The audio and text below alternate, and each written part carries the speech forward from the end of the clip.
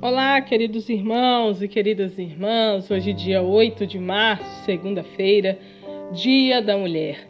Parabéns a todas vocês, mulheres, e que possamos sempre seguir os exemplos de Maria, nossa mãe, sendo amorosas, carinhosas e de muita fé. Deus abençoe a você, mulher e homens. Gratidão a todas as mulheres. Mande uma mensagem neste dia tão especial. Cuide da mulher da sua vida. Vamos então ao nosso podcast diário, a Catequese no seu dia, falando sobre a Quaresma e ideias lúdicas para ensinar seus filhos sobre o dom da partilha. A esmola é, juntamente com o jejum e a oração, um dos 3 pilares da vida espiritual e é particularmente importante durante a Quaresma. A seguir, encontre algumas maneiras divertidas de apresentar às crianças esta dimensão de sua vida espiritual.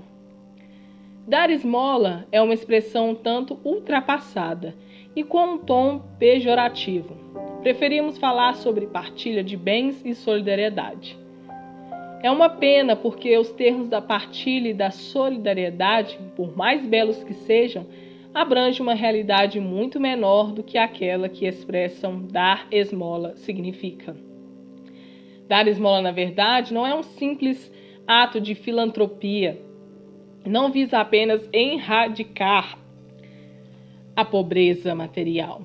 Esmola vem de uma palavra grega que designava primeiro a misericórdia de Deus pelo homem e depois a do homem pelos seus irmãos. Misericórdia, ou seja, ternura e compaixão para com quem é infeliz e pecador. A esmola é a tradução concreta dessa ternura. É uma manifestação do amor de Deus pelos pobres e, ao mesmo tempo, um caminho para Deus. Em verdade, eu vos declaro, todas as vezes que fizeste isto a um destes meus irmãos mais pequeninos, foi a mim mesmo que fizestes.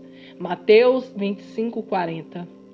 Por isso, a esmola é, juntamente com o jejum e a oração, um dos 3 pilares da vida espiritual e, mais particularmente, da Quaresma, como nos recordou o Evangelho que a Igreja nos ofereceu durante a Missa das Cinzas, Mateus 6, de 1 ao 18. Mesmo que a doação da criança seja mínima, o mais importante é o significado. A esmola não é opcional, não é apenas um plus que poderíamos trazer à nossa vida espiritual. Não podemos simplesmente nos abster dela porque ela prolonga e autentica, de certa forma, a oração e o jejum. É um dever absoluto de todo cristão, seja qual for o estado da sua conta bancária e a sua própria pobreza. É por isso que é importante ajudar nossos filhos a também viver esse aspecto da Quaresma, mesmo que não tenham muitos recursos materiais, que não tenham dinheiro para dar. Naturalmente, a caridade obriga-nos a ser eficazes no serviço aos nossos irmãos, a não nos contentarmos com gambiarras, sobre o pretexto de boas intenções.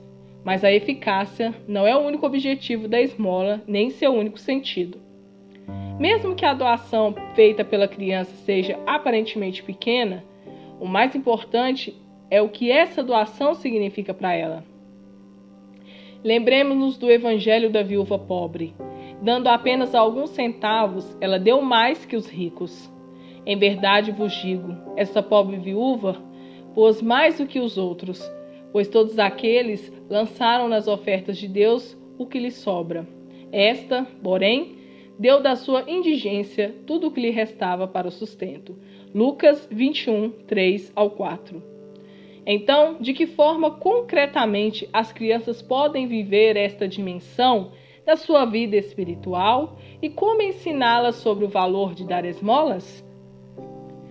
Converter algum esforço em moedas ou invente um cofrinho de moedas. Durante a Quaresma, certos esforços feitos livremente pela criança, decididos por ela, podem ser convertidos em moedas. Não se trata de rentabilizar tudo, nem de confundir jejum com esmola. O jejum é fundamentalmente gratuito, não se jejua para partilhar. É simplesmente uma questão de permitir que a criança, que ainda não tem dinheiro, veja concretamente o resultado das privações oferecidas a pessoas mais pobres que ela. Exemplos: Paulo parou de colocar açúcar no leite durante a quaresma e calculou o preço do açúcar. Catarine come apenas o sanduíche do seu lanche e decide se abster do chocolate para dar a outra pessoa. Cabe a cada pai descobrir a sugestão mais adaptada para os seus filhos e decidir o preço a ser pago. 10 centavos pela colher de açúcar, por exemplo. Se as crianças receberem alguma mesada e principalmente já forem crescidas, pode-se colocar um cofrinho sobre o móvel onde todos, quando quiserem, de forma anônima, possam depositar seu dinheiro. Se na mesma família existem adultos que têm dinheiros e filhos que não têm, podemos permitir que os mais novos participem dessa arrecadação familiar, colocando uma caixinha com moedas ao lado do cofrinho. Cada um deve vir e colocar uma moeda no cofrinho, quando em sua consciência sabe que renunciar a algo importante. Claro, o risco é que alguns se permitirão facilmente o direito de colocar uma moeda, enquanto outros serão muito exigentes consigo mesmo. Mas é ótimo que eles possam dar de forma discreta e anônima, sem serem notados, sem competir com os outros, sem medo de serem julgados ou de querer se exibir. Este cofrinho ou qualquer outro meio semelhante é uma forma de aprender a viver o que Jesus nos pede. Quando, pois, dás esmola, não toque as trombetas diante de ti, como fazem os hipócritas nas sinagogas e nas ruas, para serem louvados pelos homens. Em verdade eu vos digo, já saberão sua recompensa.